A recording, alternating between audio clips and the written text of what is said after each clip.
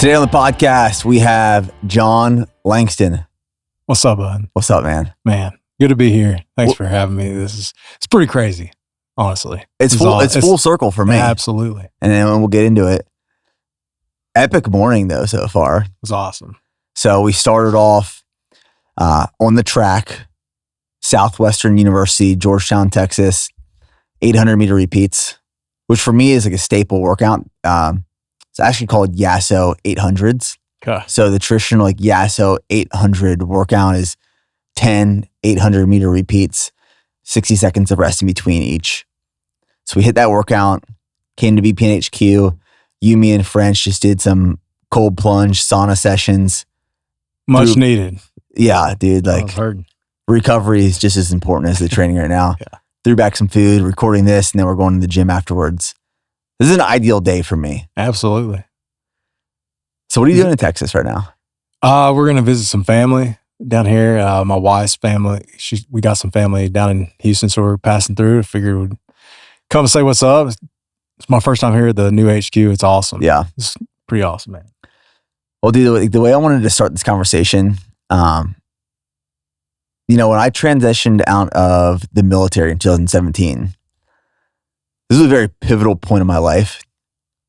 And I started BPN 2012, spent 4 years active duty Army. 9 months of that, I was over in South Korea building the business. When I transitioned out of the Army in 2017, that's when I went all in on BPN.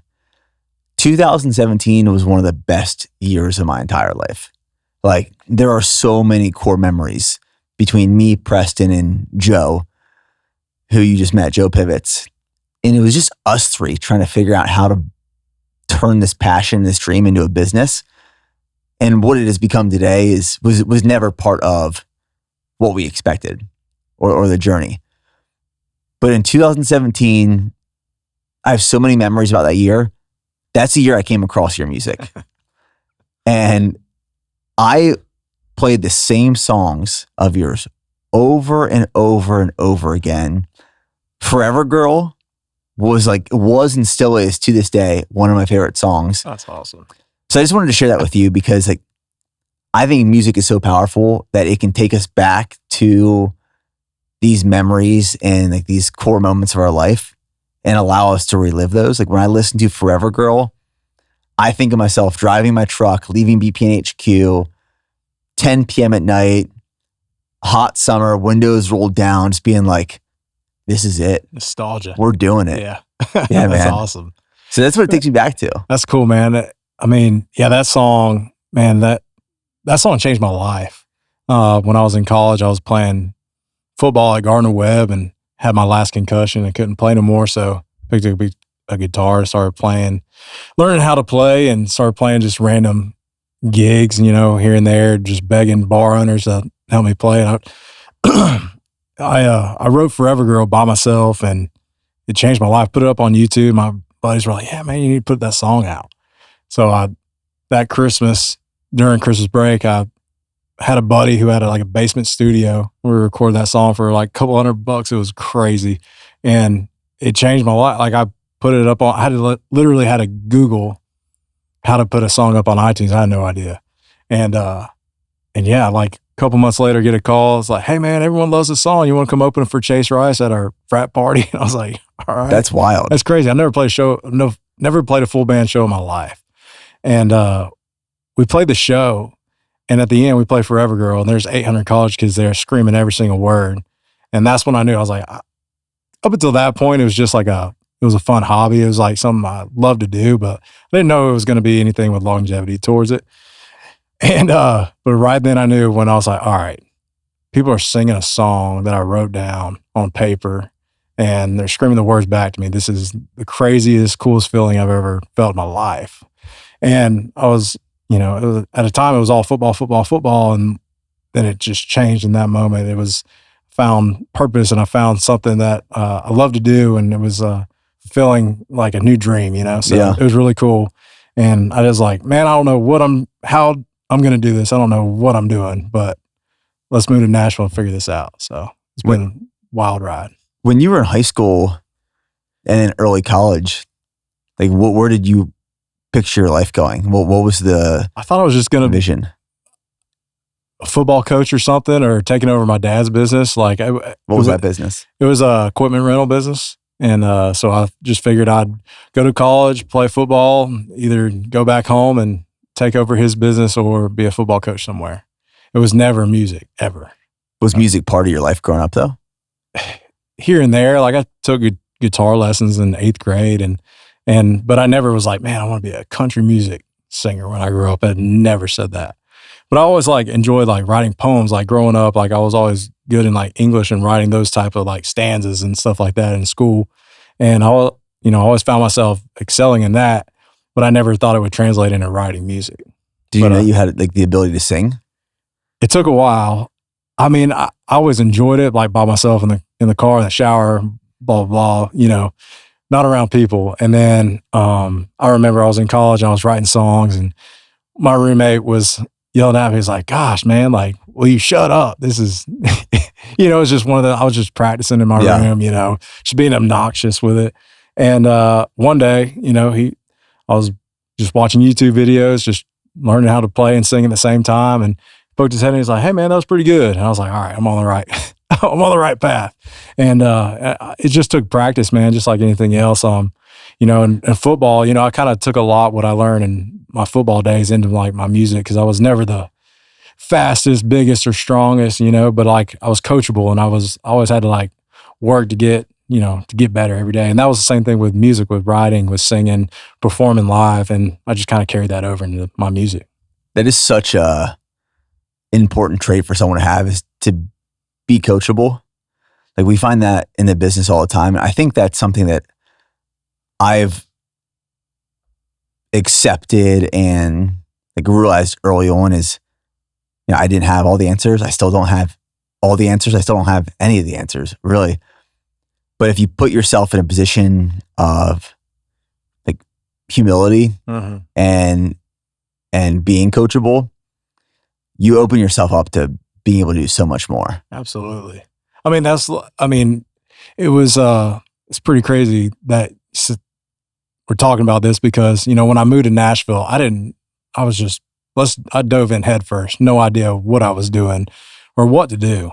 And I met Red Akins, and he reached out to me on Twitter on a DM, and I was like, are you kidding me? My hero's like reaching out, like he's heard my music and wants to hear more. And I ended up living with him for a year, and he was like my coach. He took me under his wing and just coached me like, how to write a song and like how to write a hook correctly and just make a song make sense, instead of just, back then I was just writing whatever I thought sounded cool or whatever, and just forming a song, forming a story. And it just took practice and practice and practice, still practicing to this day to try to figure it out. I mean, every single day I'm learning so much about the music industry and like everything, just trying to get better. But I'm getting off track here. But yeah, he was my, like, without like having that coach or whatever, without him being my coach in that sense, like, I don't know if I would have excelled or anything without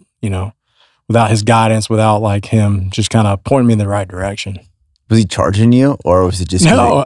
I paid rent for sure, but it wasn't your regular Nashville rent. He was pretty nice about it. And thanks, Rhett. Appreciate it, buddy, if you're listening. That's pretty rare, actually. Like what I found is a lot of times I find myself in positions where someone will make themselves available that wants to help. And initially, I'm like, oh, this person actually wants to help. Mm-hmm. And then you either get an invoice that lands in your email inbox, right, or it's like, well, for me to continue, this is what it's going to cost you. This is the investment you're going to have to make with me. Right. It's like, man, I thought you were just like doing this because you believed in me. He was from the get-go, he just believed in me. And I think that's all I needed to give me the confidence, like, okay, someone believes in me. I got a chance at this thing. And, when I went over to his house and played him some songs, he looked at me and said, I think you got what it takes, but this town is tough, and I don't want you to tuck your tail and run back home to Georgia when the going gets tough. Like, I'm going to help you, but I'm not going to sit here and stick my neck out for you if you're just going to, when it gets tough, you quit or just, leave me hanging. And I was like, I told him, I was like, man, this is all I want to do. I've never felt a purpose like this ever. And I'm in it for the long haul. I'll be the hardest worker you ever met. And he's like, all right, I'll sign you to a publishing deal. And 4 months later, it was a co-venture with him and Sony Publishing. And I've been there ever since. It's pretty crazy. That's incredible. Yeah. Wild. So you're in Georgia at college.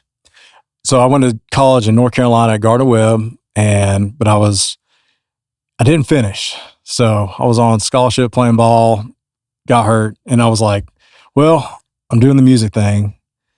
And at that time, you know, I was going everywhere, just anywhere but class. Mm-hmm. I was fully into this whole music dream. After that one show with Chase Rice, I was like, man, I was going up to Boone, North Carolina, App State, met Luke Combs, and we were playing, you know, Klondike. We were playing all these like little bars here and there. And he came down to Gardner-Webb and we played the Mexican restaurant, and, you know, after a football game one night, and it just kind of snowballed into this dream. Like, okay, like this is fun. I'm having a great time, like writing songs with my friends. And what gave you the confidence to make the move to Nashville and go all in? Well, it's a huge decision. A huge decision. I was, you know, I was doing all this in that spring, and I was like, well, wasn't going to class anymore. So I was like, I'm not going home to tell my mom I'm not finishing school. And I don't want to keep on trying to, you know, I wasn't going home to tell my mom I wasn't finishing school. So I went straight to never been in Nashville in my life. And I Googled a cheap apartment outside of Nashville, found one. I had enough money saved up from iTunes money that I was making off Forever Girl, put a deposit in, packed up the dog, got a U-Haul, headed there. Were you making good money off that song? Not crazy, but like my first check I got for Forever Girl, it was I spent it all on a dog, a trailer, and a 4-wheeler. I never seen that much money come into my account ever. Does iTunes still pay out like that? Not like they used to. I mean, people aren't like buying on iTunes, but back then, like it was before like streaming was like huge. And so, I mean, I remember getting my first check. I was like, oh my gosh, like I'll probably never see this money ever again. I'm going to get what I always wanted. I want to get a dog and a 4-wheeler and a trailer. I'll be set for life. But yeah, like I just kept working the social media game and just saw how my songs were growing. Forever Girl was taking off, and it was coming in consistently. So that's what gave me the courage to make the jump to Nashville. Like, okay, I got a little floating money that I can move to Nashville and, you know, play college, you know, town shows on the weekends and figure it out. And but God's good, man. That song has changed my life in more ways than I can even say. And but yeah, that's the reason I got to Nashville, is because of that song. I like the acoustic version of that song the best. I agree, but I agree. That song, are you talking about the 2015 version? I'm not sure which version it is. It might be. So there's 2 versions out. I have a hard time finding one of them. I think it's the original 2013 version is the one that is hard to find, because on Apple, it's like one of the top songs, and on Spotify, the more acoustic version is one of the top, like 2 or 3 songs on there. But that acoustic version, it's got piano and stuff in it. And I love that version, but I want to put out a 3rd version. Oh, dude, I'm down for this. So we can get into this, but I'm coming out with a record next year. But after the record, I want to put out an acoustic EP with some throwback songs and also maybe a couple new ones. I love all things acoustic, dude. Like that is my acoustic is that your shows. Acoustic shows for me too are my favorite. Do they do like radio shows? Those are like guitar pools, I guess, in Austin. Yeah, there's a spot in Cedar Park. It's called Hot Spot, where it's like they'll bring in a few different artists. And they just are on stage and they'll each play one song acoustically. Yep. Those are my favorite type of shows to go to. Those are fun because it's like you get to play shows with your buddies you ain't seen in a while, and cutting up. There's no like pressure on those type of shows. It's just, you get to trade off, tell stories behind the songs. I think that's the coolest thing about those shows. Yeah. Is like, I think that's what, people, country music fans want to hear what made that song, like how that song come to be. And I think that's what's really cool about country music is there's such a story behind each song, and each one is so different. And when you go to those types of settings, the artist is able to like, hey, this is how this song came to be. This is who I wrote it with. This is, I got broken up with and she left me and my dog died and, all this stuff. And you hear the whole story and, but you hear it in such a different, setting where it's just the guy and the guitar and it's the story. And I think that's what makes it so special. So I agree with you. I love the acoustic stuff. Yeah. The shows that I really don't care much for are like the overly produced, where like the transitions are perfect. Yeah. The set list is the same. Like there's nothing said in between. Yeah. My favorite ones are it's just someone with their guitar. It's raw. And it's really raw and their story shared. Yep. And like there's changes to the set list around. Like when we saw, when we were in Nashville, actually, me and Steph went and watched a bunch of different shows and went to a few writers' rounds, which we really enjoyed. Those are fun. But the show that we saw at the Hot Spot in Cedar Park, this is probably like a year and a half ago. You should actually try to play there. That'd be a super cool venue for you to play at. But it was Randy Houser, Dylan Scott, Tyler Hubbard, Kip Moore. What a lineup. That's crazy. It was a great lineup. That's awesome.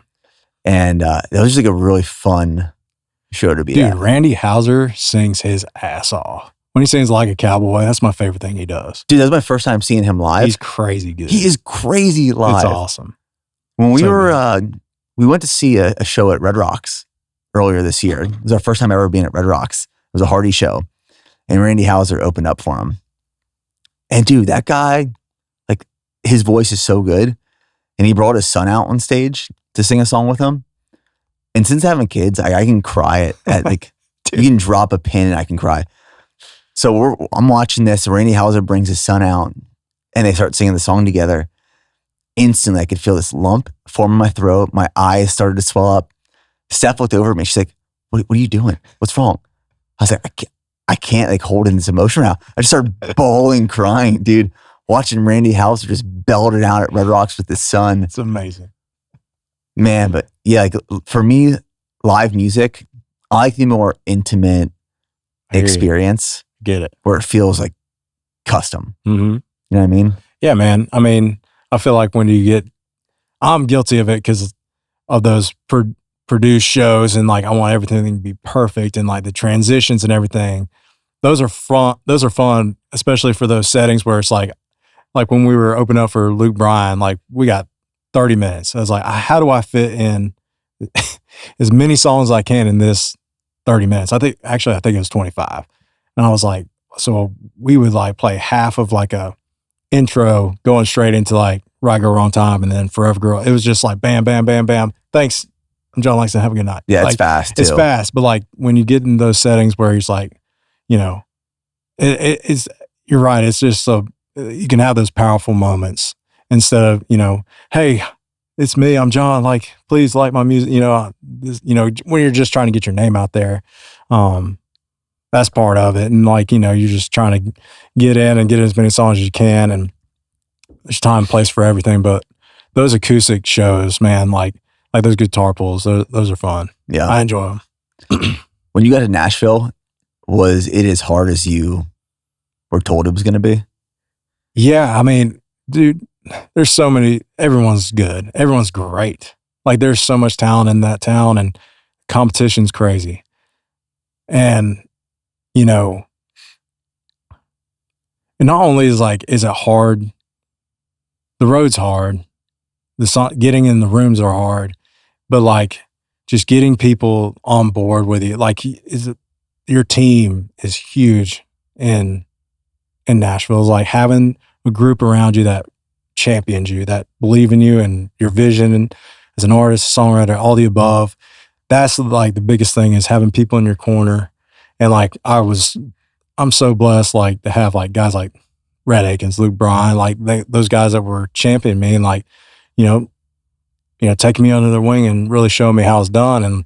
And you know, it's hard to sustain and hard to keep up in the town sometimes when you're riding every single day and you're on the road 150, 160 days out of the year, 150 shows sometimes, you know, like it got pretty wild in 2017, 18, 19 were the busiest years of my life and barely ever home. And, you know, you gotta take care of yourself and you gotta, all these things. It's tough out there, but, enjoyed every single second of it. But I mean, the competition's crazy, and to be, you know, fighting for spots and fighting for, any type of like, you know, playlisting or any of that stuff. It's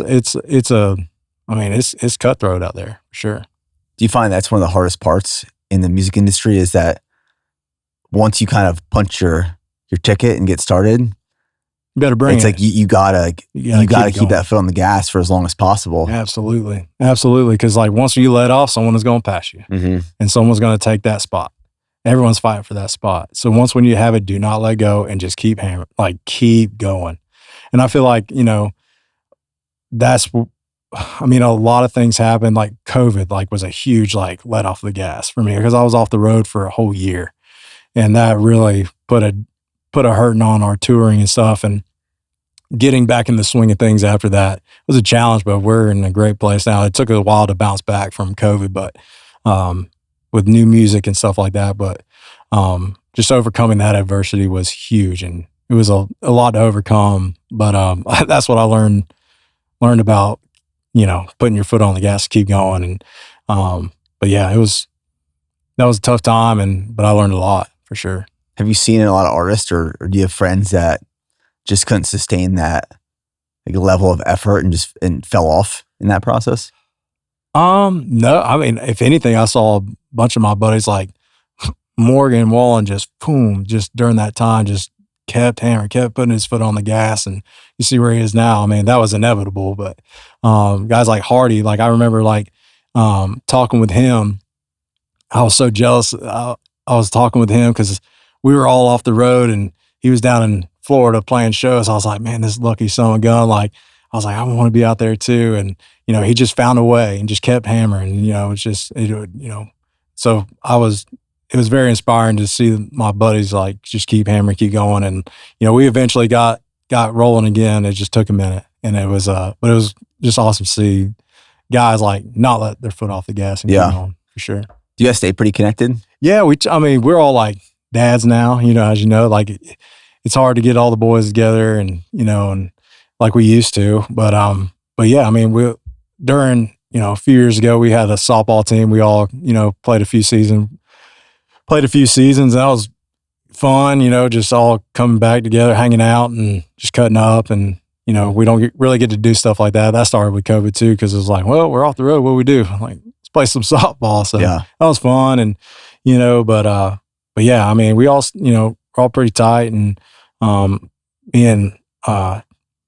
we try to like, you know, have each other over cookouts and stuff like that. But, you know, it's harder now have families and stuff. Different time, different season of life. We're not out, you know, on Broadway till 3 a.m. throwing it down anymore. You know, we're at home with our wives and hanging out, and, you know, but it's the good life, right? Yeah. Yeah.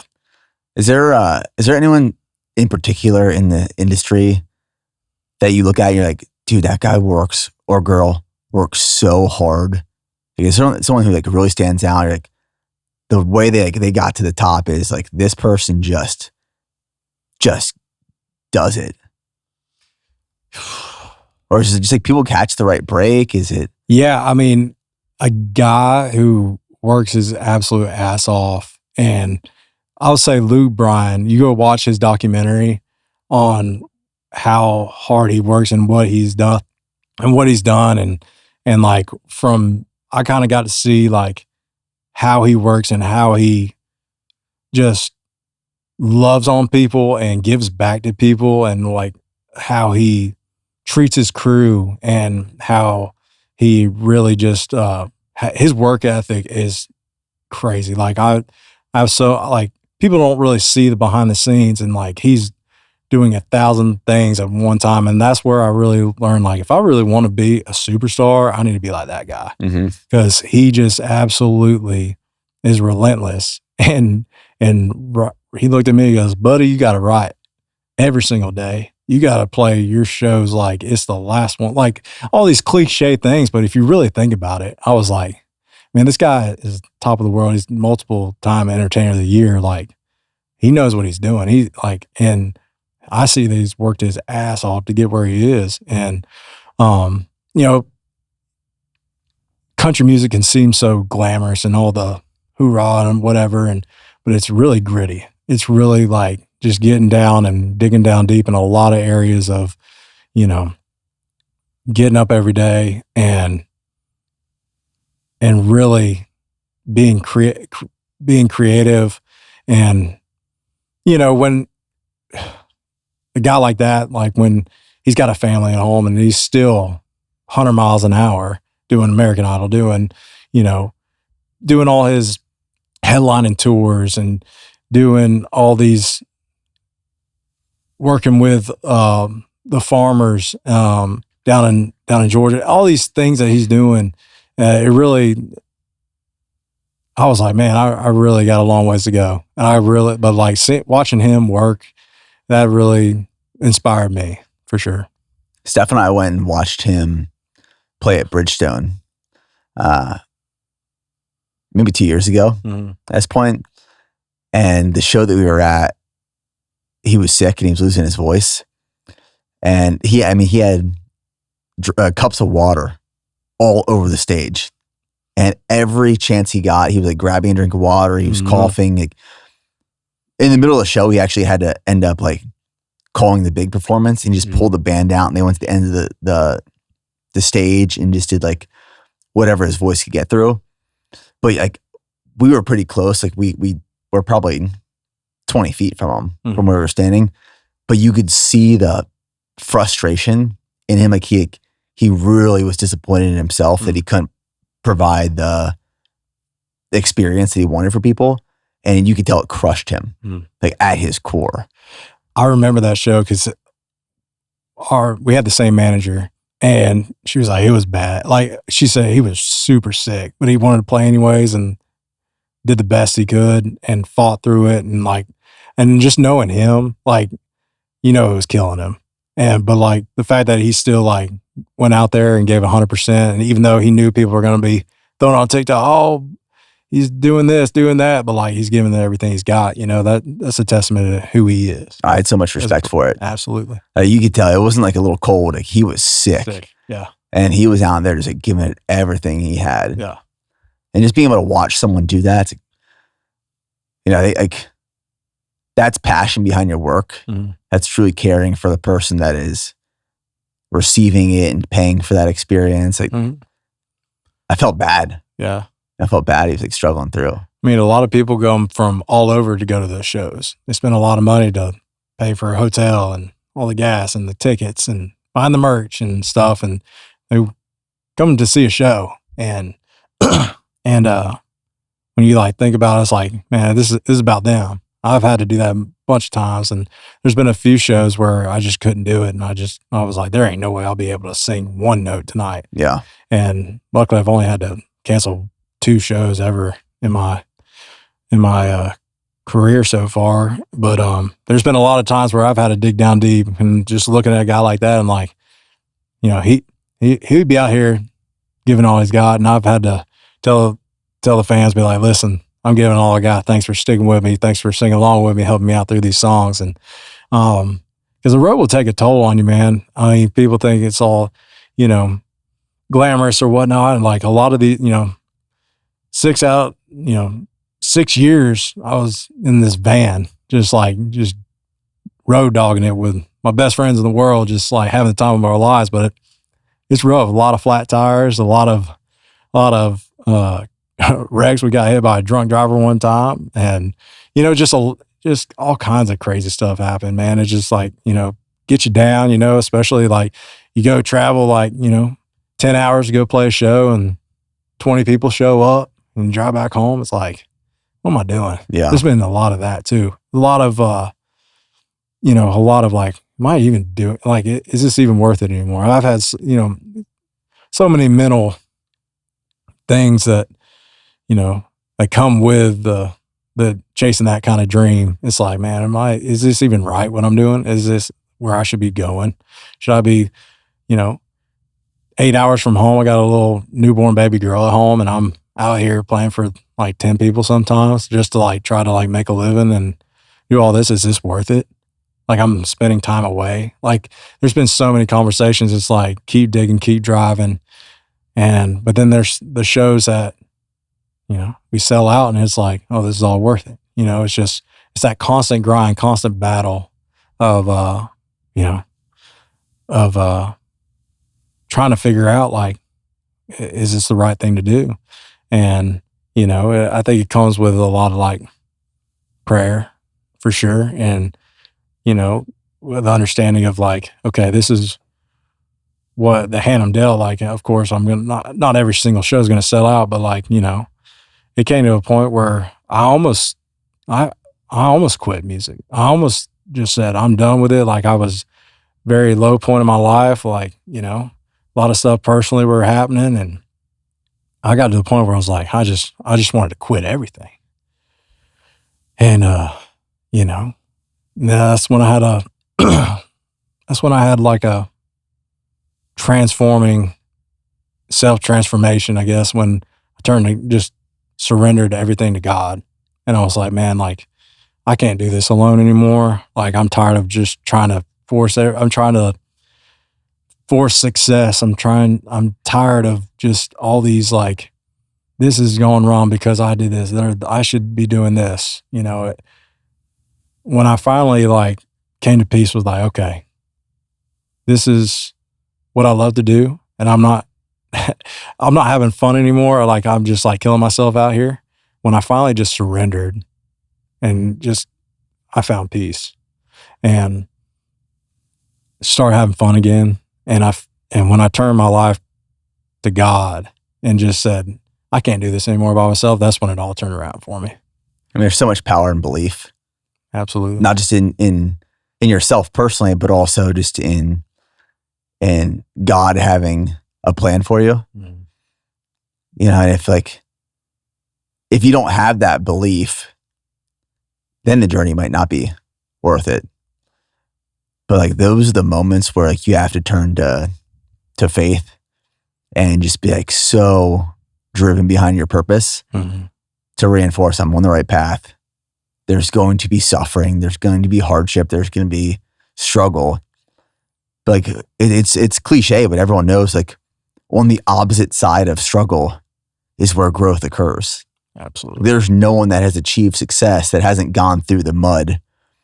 I mean, I had so many years within BPN where I was like, is this the path I'm supposed to be on? Like, I'm looking at all my competitors and all these other people building businesses. And I'm like, I'm so far behind where they are at. I can never get caught up. It's going to take me decades and decades to get caught up. Is this really what I'm supposed to be doing? Mm-hmm. Is this going to turn into what I hope it will one day? And even the moments where I question that, it's just the belief of I'm on the right path. I'm going to keep pursuing this path. I'm going to keep working towards this vision. And eventually you dig through the mud and you get to the other side. And there's never a moment where it's like, snap of the fingers. Oh, like this is what I was waiting for. Right. It's like this dimmer switch that slowly turns on of, all right, I'm seeing the forest of the trees now. I'm seeing the fruits of the labor. Things are starting to work out in my favor because you went through the tough times, the struggle. That's crazy you say that too, because me and my tour manager, JD, he would always say, man, put your horse blinders on. Don't worry about the other artists and what they're doing. They got their own journeys. They're doing their success, their journey is a whole lot different than ours. And because, once when I kind of like realized that, I was like, man, I'm worried too much about what other people are doing. Oh, they're putting out music whenever they want. I should be, all these things that like distracting me from like what I need to be doing right in front of me. And once when I, like surrendered and put those horse blinders on, it's when I was writing the best music that I have in a long time. I was happier because I was just focused on what I needed to do and nothing else.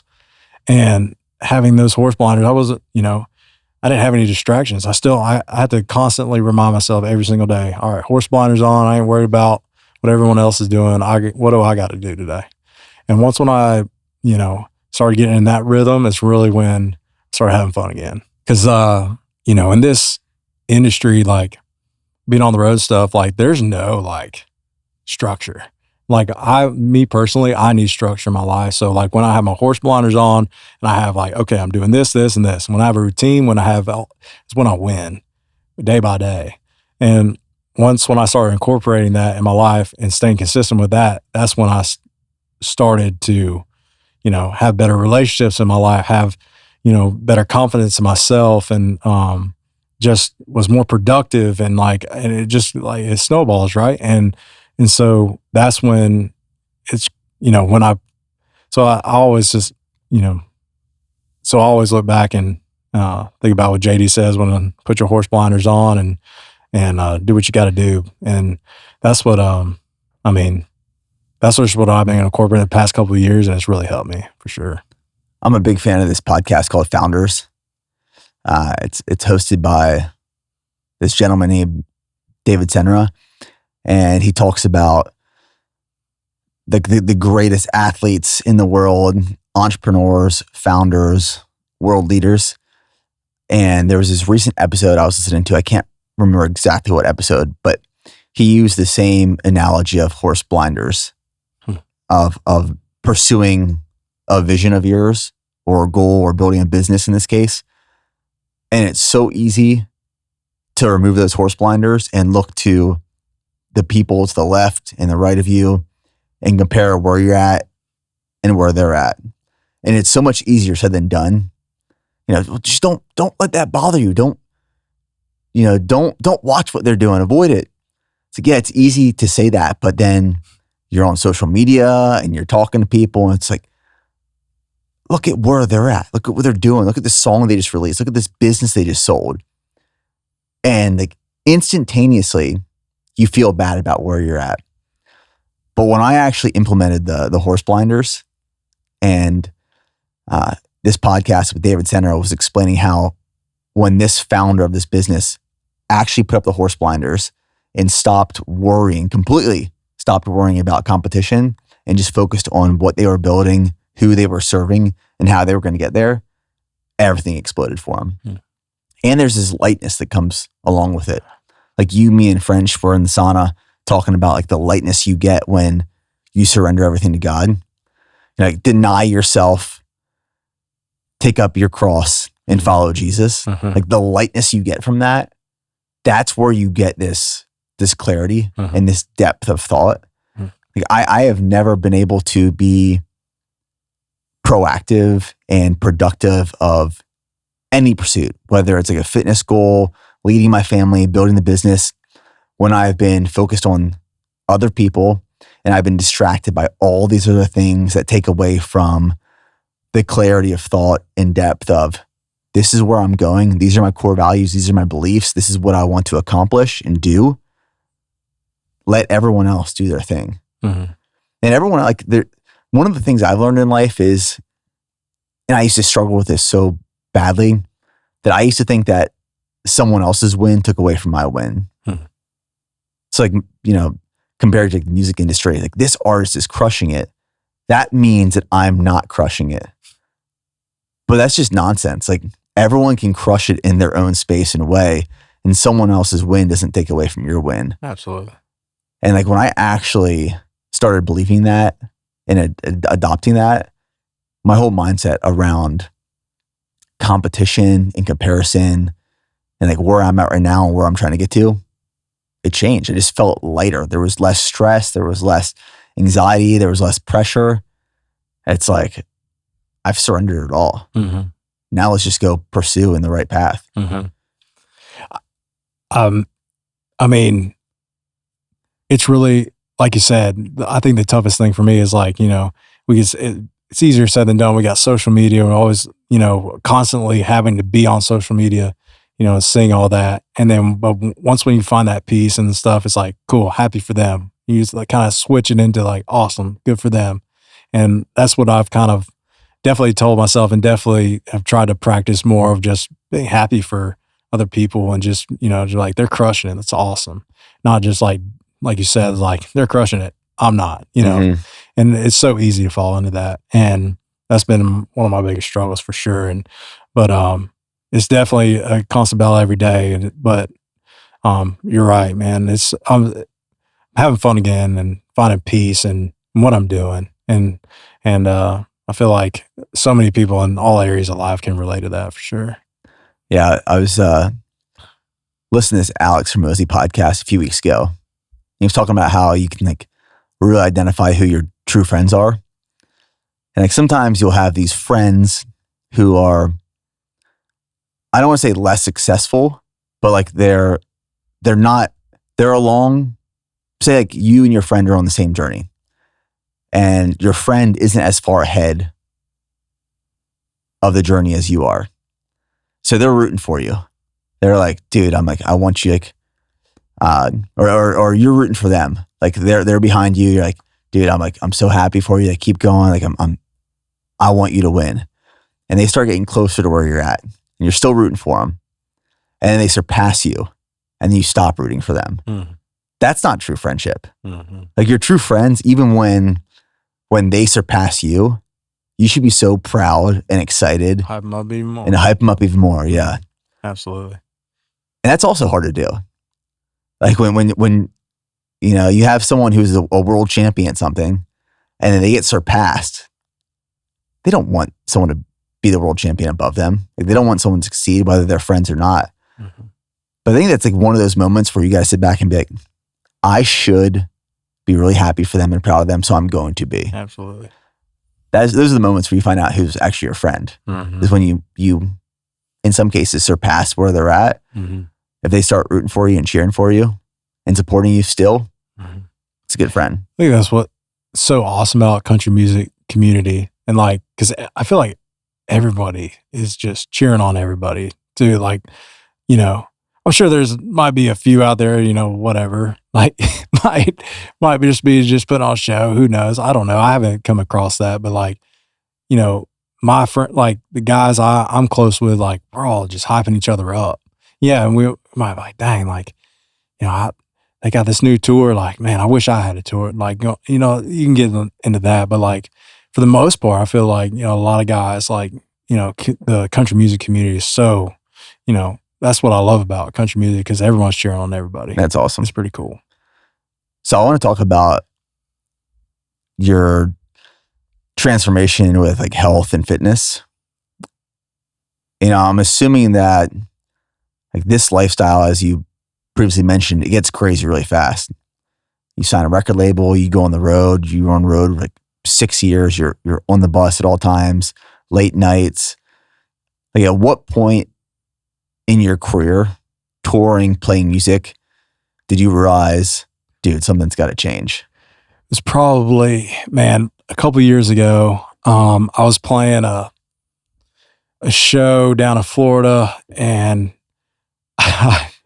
man, I was having a blast. I was drinking all day. We were all on the water, and I saw this, a video of me, and I was like, man, like, I don't like that guy.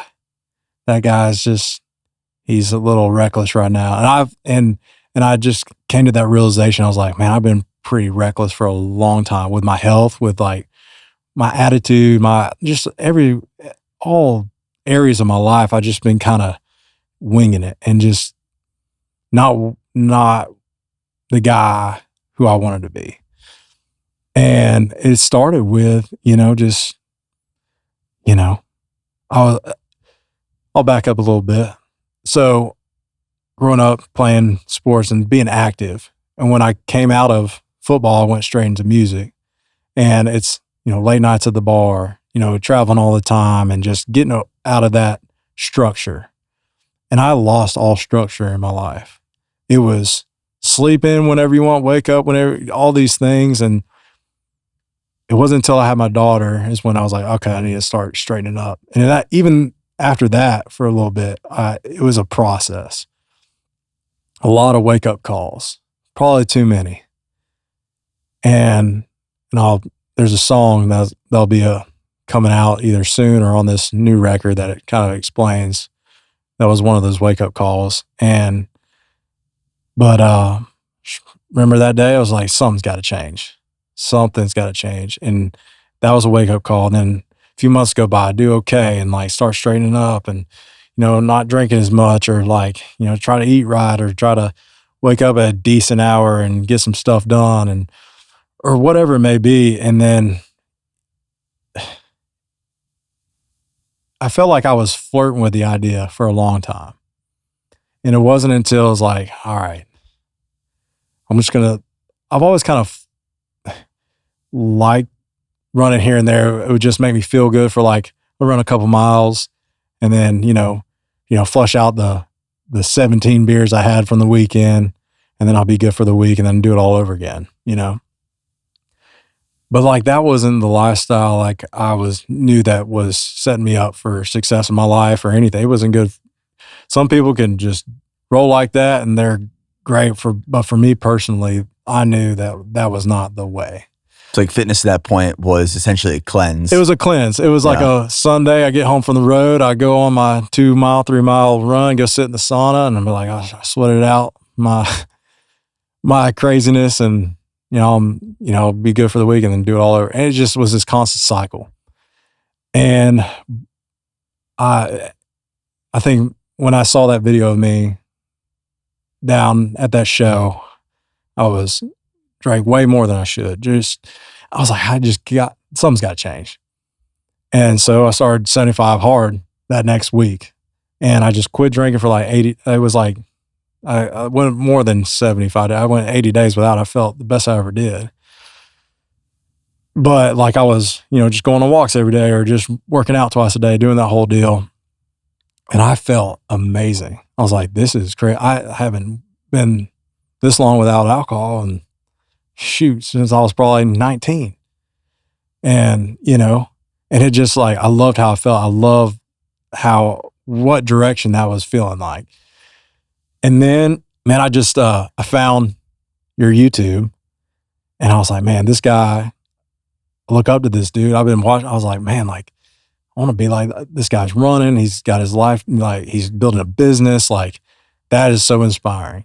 And it all starts with like getting right and taking care of yourself. And I knew, I was like, I am not taking care of myself. I'm doing these crash diets, these crash cleanses, like, a lifestyle change needs to happen. So I just like started running, just a little here, a little there. And then I kind of got the bug, and, it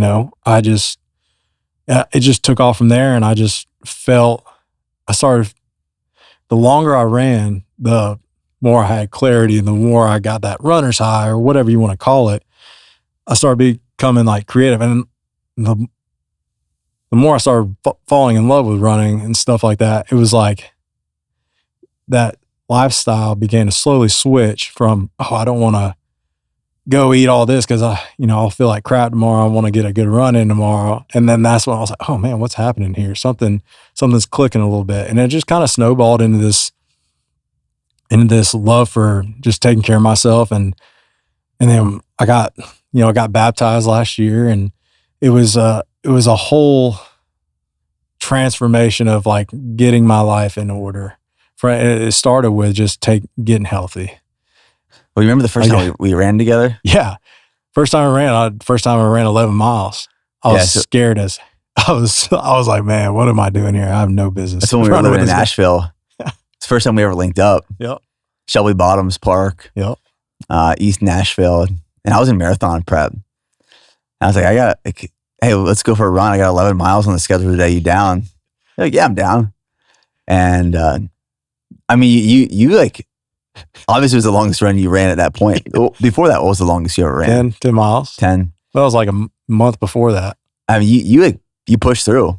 Yeah. I remember that last mile, you were like, there you go. I was like, you have no idea how hard I'm pushing right now. No, you got it done. I fully respected it, man. That's like, cool. You came out and just like threw down. Yeah. And I think we talked pretty much the entire run. Right. And the journey's tough. Like getting started, no matter what you do, but I think this is like the beauty of fitness and health is like the hardest part is getting started. And you get started and you find your rhythm and you find your routine. And then all of these things, like you said, they just start to fit together. Mm-hmm. It's like you're not just running because you know running is good for you, but you actually start craving running. And for people who aren't runners, like they hear that and say, you crave running. And it's not necessarily like the way you feel during the run, but when you finish the run, like when you finished those 10 miles on the track this morning, it's so rewarding. Absolutely. And it's like we put in all this work as the sun's coming up to set us up for success the rest of the day. Mm-hmm. And now we have to make these smart decisions around our diet to support that run so we can wake up the next morning and run again or train this afternoon. And like all of these things in terms of like food choices and diet and training and sleep and, you know, like avoiding alcohol or at least consuming in moderation, like all these things start to fit together and they benefit every aspect of your life. Mm-hmm. But it just takes time. That's what I've learned probably the most. It takes a lot of time because like it's crazy how much work it takes to just be okay at running. and but it's fun. I enjoy the journey. I enjoy the efforts it takes to get better. And it's fun. I mean, I just have fun with it. And I don't think of it as like, God, it's like I'm looking forward to my runs every week. I'm looking, there's some days I'm like, I do not want to do this today. But the feeling you have after you complete it, after you didn't want to, weighs a whole lot more than anything. Yeah. And like you said, it's like, it just sets you up for the rest of the day. And like, one of my buddies like, what are you training for? I'm like, oh man, I don't know. Like, I just enjoy it. Like it's a whole lot better. I sing so much easier on stage now. I'm jumping around, running around. Like singing on stage is easy now. It's never been easy. If you ever come to one of my shows, I'm all over the place jumping around and I would be gassed after shows. Like I would be toasted. But now, like, it's like, I can sing easily, like running around. Like, it's just like, it's not just, because like, oh, I'm training for the marathon this fall or whatever. It's like, it's my life. It's my work. It's just longevity, living longer for my kids, stuff like that. It's just a whole lot more than just like, I'm just running to run or running for this marathon. It's like part of my life now. Mm-hmm. And it's really cool how it's transformed to that. Yeah. There's people who ask me sometimes, even when I'm not training for something, what are you training for? Or if we're out to eat and I make a healthier food choice compared to like what some other people are ordering, what are you dieting for? It's like, I'm not dieting and I'm not training for anything necessarily at certain points, but it's like, there's no finish line. And I think that's like such a problematic approach mentally to anything in life. It's like, well, let me just like get to this finish line and then I can cheat or then I can relax and then I can slow down. I think part of it is it's building a plan and a protocol that is sustainable. But like as we were sitting in the sauna, like I already brought up, we're talking about our faith. And I'm reading this book right now by Mark Comer called Practicing is the Way or Practicing the Way. And it's talking about like prayer.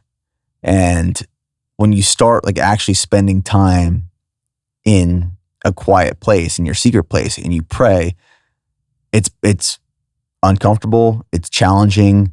You don't know what to say, you don't know what to like ask God for or thank him for. Like what do I do in this time and space? Huh. And Mark Comer says like you just gotta keep showing up. Like there is no finish line within faith. Like it is awesome. A forever journey. That's awesome. And it is so applicable to your fitness, your health, like leading a family. And when I think about leading my family, like it doesn't end when the kids turn 18 and they go off to college. It's forever. So it's like I have to build in these sustainable practices that I know don't end at a certain point or age or time. Mm-hmm. But it's like I have to constantly be learning and growing and implementing and testing and refining and being humbled.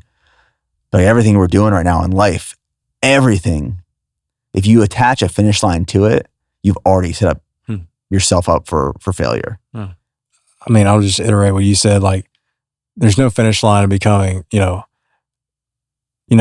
a dad was, will always be a dad, but like, I feel like constantly learning every single day how to be a better husband. I've been married almost a year now, but November will be a year. Marriage is tough.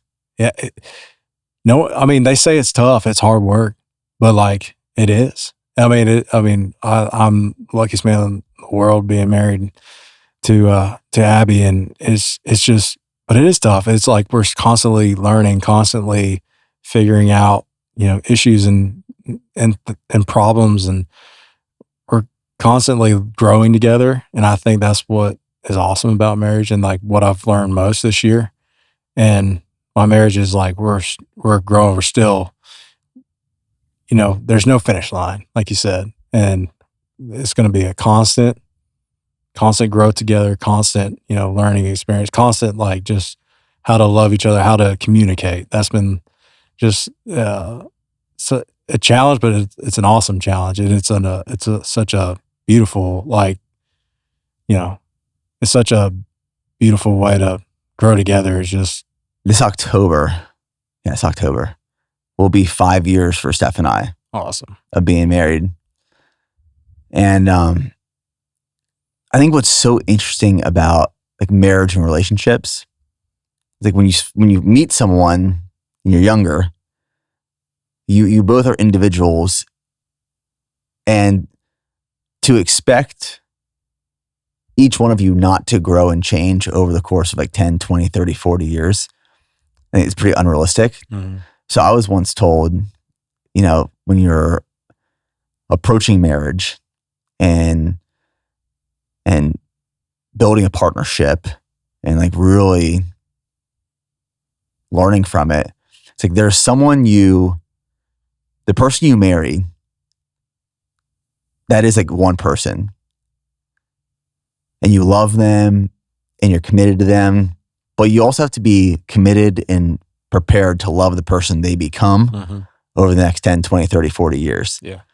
Because even the last 5 years, like Steph and I have both grown and changed dramatically, like significantly. We are much different people, different but the same. Yeah. Because we've had life experiences, we've had 2 kids now, we've made multiple moves, like more than I'd like to like, admit. Right. And just like life itself provides like experience and hardship and struggle and all of these things, and you grow and change in that process. And one of the things that we talk about often is like if you get to a point in your life and there's a miscommunication or there's an argument or disagreement, it's like, well, when we first started dating, when we first got married, you said this. It's like, yeah, I did say that or do that or want that, but we've both changed over time. I think that was like a light bulb that went off my head when I was told that. Like the person you marry, it's the person you love. You have to love them for who they are, but who they will become in the future as well. Oh, that makes sense. Yeah. So like with that being said, you guys now have like this new part of marriage that you're about to experience with a baby coming here soon. Yeah. So that will again then like change everything. I mean, we're just trying to figure it out with one kid now that we're going to have 2. Like it's, so if I'm hitting you up asking for notes and advice, just be ready. It's exciting. We're excited, man. We're doing December. So it's going to be here real quick. And we're excited, baby girl. We got a couple names picked out. We don't know. I feel like it's going to be a game time decision. Yeah. I feel like we'll know when we look at her. It's going to be one of the, we got 2 names where I think we're sold on one, but I think it could switch last second. Who knows? I really gave Steph like full freedom of naming our son Nico. Charlie, our first, like we went back and forth for a while, but like with Nico, it's like, Steph, you go ahead, like pick some options and I'll see where we're at and we'll pursue one of those. How do you anticipate like your career changing and the way you approach music moving forward? Well, a lot of things have changed in my career this past year. Got a new booking agent, got a new manager, JD, my best friend who's my tour manager for 10 years. He's my manager now. Gosh, so many changes, pretty much a whole new band crew. It's just pretty much a clean house and then got my team together. It's like, all right, in this next chapter of my career, we're going to work and we're going to get after it. And I left my label too, which was huge. It's a big move. Big move to go back independent, to not have the big machine, behind you. I was with Universal for 6 years and great. It wasn't one of those nasty splits. It was, hey, I went to the Universal and said, hey, this is what I believe is best for my career right now. Take a step back from being with a big label. I need to go back independent and just kind of do it the way how I started this whole thing. Go back to the basics. They were so cool with it. It was a clean split and everything was fine. And I love everybody over there. They've been super huge supporters of me in my career for so long and still are. And Mike Harris is such a great guy. He's running the ship over there and he's doing an amazing job. But we had dinner and we just talked and he's like, okay, we're gonna part ways, but we wish the best for you. Mm-hmm. And it was scary too, because I was like, I'm on my own, but it was exciting too, because I was like, I can put out music whenever I want. I don't have to go on anybody's timeline but mine. And was that the main reason for more like freedom and flexibility? Absolutely. I mean, I wrote that Real One song I just put out, like I sent you. I was in between like a couple songs and I sent them to my buddies and, I couldn't pick which one and everyone said Real One. Absolutely. That means it's a great song. I appreciate it's a great song. Thanks, dude. And I was fired up because everyone said the same song. And I was like, all right, well, I had the freedom all right, let's put this one out. I didn't have any other, I definitely reached out to see people's opinions, but I was, decision maker. It wasn't like I had to go through all the red tape or someone else's time. Like, oh, okay, well, we have these releases and, we can do this and we have this date. I was like, man, I can put it out whenever I want. And I love having that freedom. And I love having the, being fired up about a song and being able to put it out right then and have the creative direction. Because, if I was like, oh, we'll put out Real One, I can't put it out for the next 6 months. I was like, I'm going to write 20, 30 more songs. Until then, I might be fired up about another one. Let's get it out. And I have this plan for this song right now. Like, the energy I put towards like one song might not be the same in 6 months. Might not be as fired up about it, or might be on to the next subject or next song that I'm fired up about. So it's cool, and it's very. I feel like in where I'm at in my career, it's very effective to be able to have that freedom to just give the fans that have been with me for the past 10 plus years the amount of music they deserve. And I have all these songs that have just been compiled for so long, and I feel like I'm finally being able to just dish them out whenever. And it's really cool. It sounds similar to the book publishing space, actually. How was that, by the way? It was a good experience. It was just a long experience. Yeah. Where like the publisher that I worked with, Ben Bella Books, great publisher, a great team to work with, super helpful through the editing process. Like the editors the copywriters and the editors I worked with were very thorough. Mm-hmm. Like when I submitted my manuscript and I got it back, I didn't know what to expect. I was like, maybe there's like 30, 50 edits, 6,000 edits. Now, some of those were like grammatical errors. Right. That's still overwhelming. Oh my gosh. That's crazy. Dude, I remember looking at these thinking, I'm never going to get through 6,000 edits. But I say there's like similarities in the book publishing, what sounds like the music publishing space. The manuscript was done, edits were completed, and I was ready to like, let's send it. Let's print it and let's sell it. But then they have to look at what books are coming out in the next 12 months, how it fits into their like schedule. So we didn't release it for another 12 months after it was done. So the whole process ended up being about 2 years from like starting the book to publishing the book, because it wasn't part of my timeline. Like I had to work with their timeline. Mm-hmm. It's frustrating. But that's just like publishing as a whole. Yeah. So you do lose some freedom and flexibility.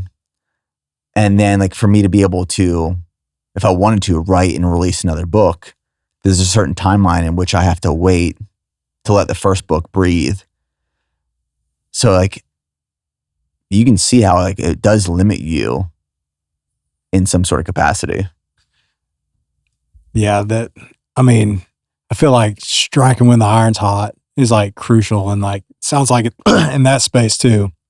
Because say like on social media, you have a song that's blowing up on TikTok. Like earlier this year, that Find You song, I just had the acoustic version out. I already had the full band version done, but I was going to plan on, just teasing the acoustic version first. And that went crazy on TikTok. Well, I had the freedom. I was like, hey, I got on the phone. I was like, we got like 1 million views in like a couple of days on this Find You acoustic. Like we need to get this up on Spotify and all the other platforms ASAP.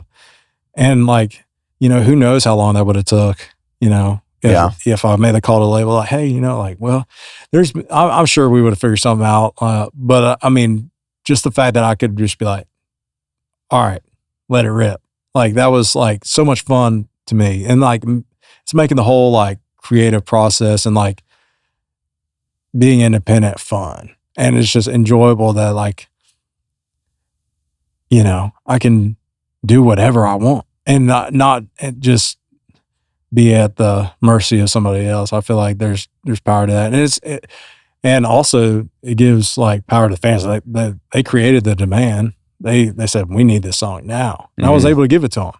And and those fans, they've been with me for so long, and, there've been so many times I call it the drought, where I just wasn't able to put out any music. And I feel like that was like really hindering the momentum we had. And now, like I said, like staying consistent with the music rollouts and just staying on top of that, I feel like that's crucial, especially today's and day and age and how people consume music. Yeah, being able to operate with speed.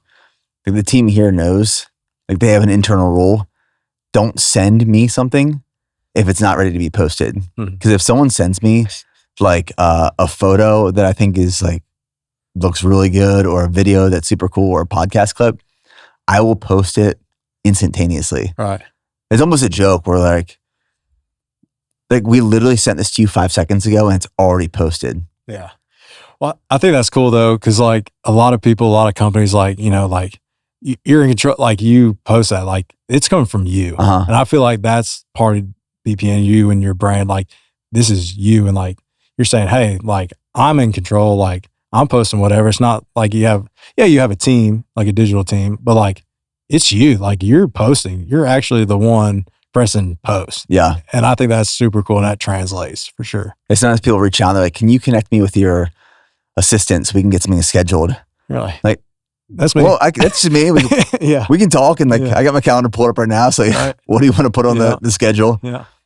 Well, we got to coordinate with like your team. Like, no, I'm good. I got Instagram on my phone. Yeah, let's do it. So funny.